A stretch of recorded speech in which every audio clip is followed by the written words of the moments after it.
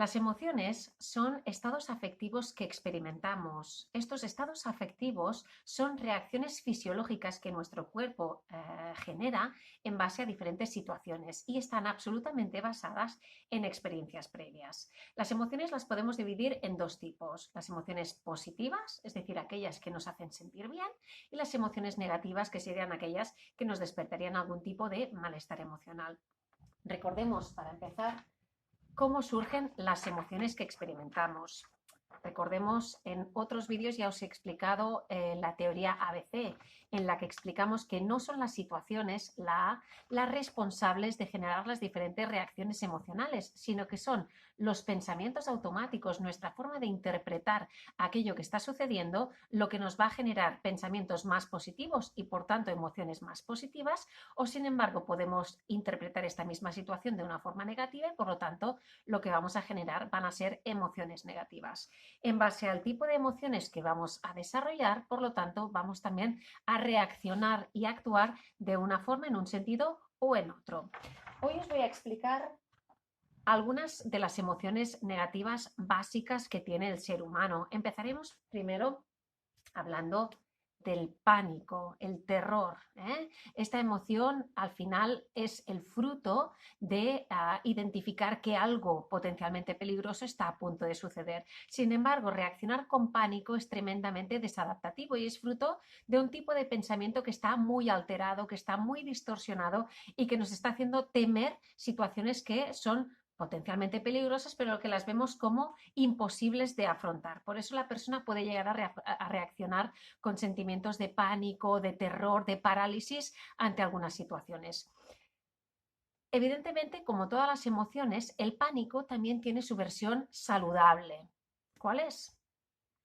El miedo, efectivamente. Sentir miedo es algo tremendamente adaptativo. El miedo es una reacción ante potenciales peligros y por lo tanto nos prepara para la acción o nos prepara para evitar dichas situaciones peligrosas. Por lo tanto, el miedo nos adapta, el pánico nos paraliza y nos desadapta. La diferencia entre una emoción y otra, evidentemente, es la intensidad, pero también la diferencia radica en qué la está generando, el tipo de interpretación que estamos teniendo. Vamos a poner de ejemplo, pues qué sé yo, ¿no? Por ejemplo, la situación que estamos viviendo en este momento con el coronavirus, ¿no?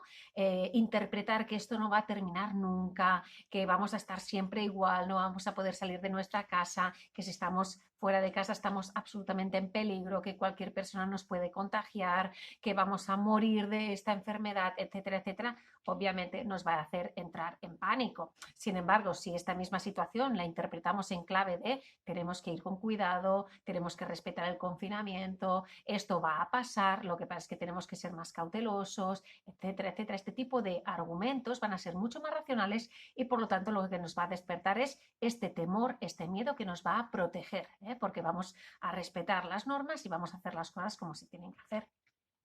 Otra emoción negativa básica es la rabia que es un sentimiento que nace del disgusto ante comportamientos de las personas hacia nosotros, ¿no? En forma de esos él, ella, debería, no debería en relación a nosotros. Cuando exigimos por parte de los demás cómo deberían o deberían dejar de actuar las otras personas, pueden hacer estos sentimientos de rabia, ¿no? También sentimientos de odio, de ira, de cólera, ¿de acuerdo? Todas estas estarían en la gama de las emociones insanas por lo que respecta a la familia de la rabia.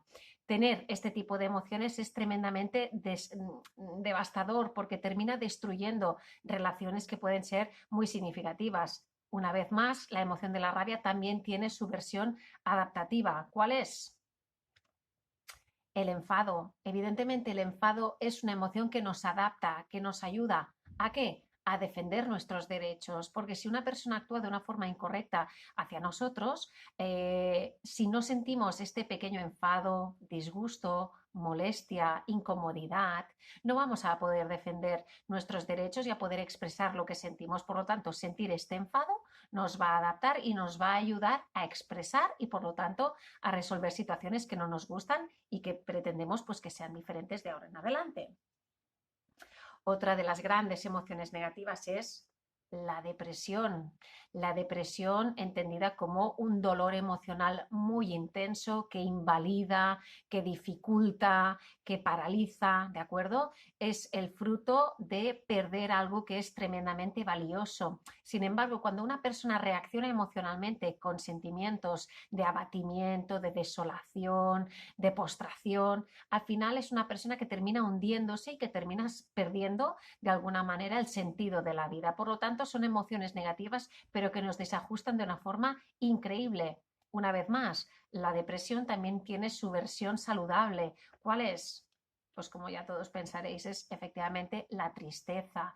La tristeza entendida también como pena, como un dolor, la pérdida, ¿de acuerdo? Estas emociones son más adaptativas porque nos ayudan a valorar aquello que hemos perdido y hacer una reflexión en profundidad de qué es verdaderamente importante en nuestras vidas. Por lo tanto, esta emoción, a pesar de ser negativa, la tristeza o la pena, es una emoción que me adapta y me ayuda a comprender cosas, ¿vale? Esta es la diferencia entre las emociones sanas y las insanas. Y la última de la que hoy os quiero hablar es la emoción de la culpa. La culpa es aquella emoción que nace de nuestros comportamientos incorrectos, ya sea hacia los otros, hacia nosotros mismos o hacia la vida en general. Sin embargo, la culpa es una emoción negativa muy desadaptativa o muy insana, porque una vez más, igual que la depresión, igual que el pánico, igual que la rabia, es una depresión es una emoción que destruye, que desadapta, que bloquea, que nos hace sentir infinitamente peor de cómo nos deberíamos sentir ante, por ejemplo, un mal comportamiento.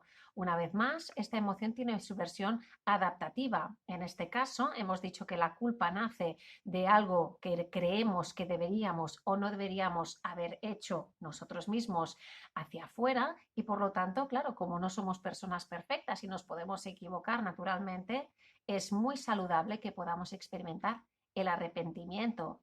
Esta, a pesar de ser una emoción negativa, es una emoción saludable que nos ayuda ¿a qué? A darnos cuenta de qué es lo que hemos hecho mal y por lo tanto nos permite corregir sin flagelarnos y sin culpabilizarnos en exceso de aquello que no hemos hecho correctamente. Por lo tanto, ya lo veis, las emociones negativas, que son fruto de interpretaciones negativas que hacemos en las diferentes experiencias o situaciones que vivimos, pueden ser de estos dos tipos, emociones sanas o emociones insanas, a pesar de ser negativas ambas. Sin embargo, experimentar estas emociones saludables nos va a permitir aprender de las experiencias y nos va a dar algún tipo de, bueno, pues de aprendizaje y de cosa valiosa que tenemos que poder aprovechar.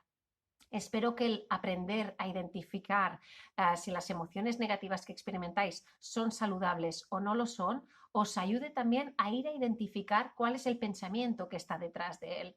Porque si bien hemos dicho que los pensamientos negativos nos van a generar emociones negativas, por lo tanto vamos a tener que identificar que son los pensamientos negativos irracionales, catastrofistas, exagerados, generalistas, etcétera, los que nos van a generar las emociones negativas más insanas, mientras que aquellas interpretaciones racionales, porque naturalmente que también las va a haber, van a ser las responsables de generarnos emociones más saludables. Por lo tanto, el objetivo es darnos cuenta de si lo que estamos experimentando es sano o no lo es. Si no lo es, vamos a buscar cuál es la interpretación irracional que estamos haciendo en esa situación para luchar, para modificarla y de esta manera modificar nuestras emociones y nuestros sentimientos resultantes. Un abrazo a todos, espero que esta explicación sea clarificadora y os ayude a trabajar en vuestras emociones para que éstas sean lo más sanas posibles. Un abrazo.